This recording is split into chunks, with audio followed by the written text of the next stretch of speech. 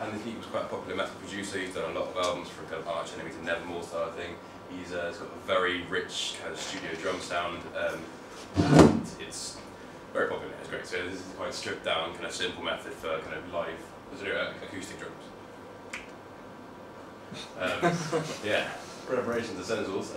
Making sure the room is well soundproof with bass clouds, bass traps, and an acoustic cloud, which I'm told is sort of like insulation in the ceiling above the drum kit. If there's things like parallel walls, you want to have angled bores to avoid standing waves, so that you're kind of bouncing up with the ceiling. Drum kits can be stabilised and brightened by using kind of big 8x8 plywood drum platforms. Full tuning required because most people don't know how to tune a kit and it sounds awful if it goes wrong.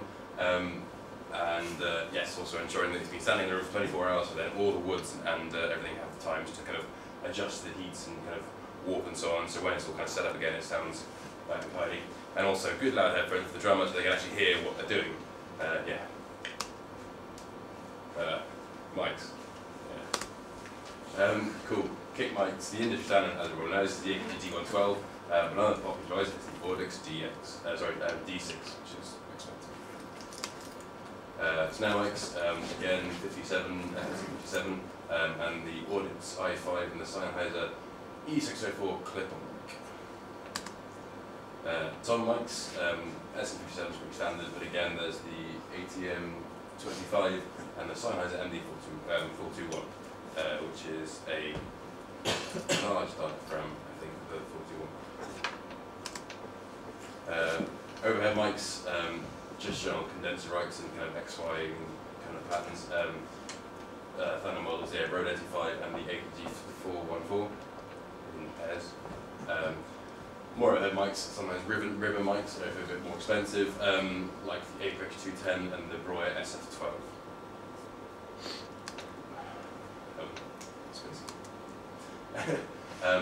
On the snare, about 11 o'clock position to avoid the hi-hat noise aimed at the centre over the rim for a slightly duller sound. If you move it out a bit, you get a brighter sound. Tends to be about 1 or 2 centimetres just off the rim, and a 30-degree angle gives a good full range sound. And if there's, if you tell your drummer to aim for the sweet spot, that's where you get the best sort of kind of rounded sound. I never knew that. Can't really see on the diagram, but just kind of similar, except for about a 12 o'clock position. 1 or 2 microphones, and Andy's tends to use just one on the toms, or per 2 toms, that never clip-ons, although they're an option, but sometimes because it just kind of makes a kind of nasty noise in the recording, they're not so great. So having their own stand is quite important. So, best place for the kick is where the beater strikes the skin, and then basically moving it off until it sounds good. He recommends about 10 inches off for the kick drum sweet spot, and also using all feather pillows for that organic sound. Overheads. He does use an XY setup above the drummer's head, about 45 degrees down from horizontal. And a bit further away will give you a more kind of spacey sound, like something like a Gojira style drumming, which has got a kind of more, it's got more kind of natural reverbs to the drum kit, and then for kind of really tight, the closer it is, for a really ridiculously tight kind of metal sound, sort of like Arch Enemy sort of thing. And that one as well. Cool, cheers. Any questions? Define a sucky drummer. Well.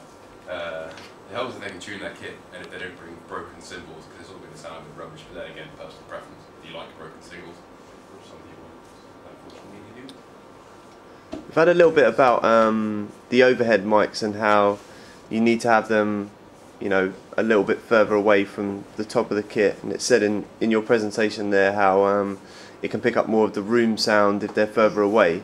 Yeah. What would be another reason why you wouldn't want them sort of too close to the kit?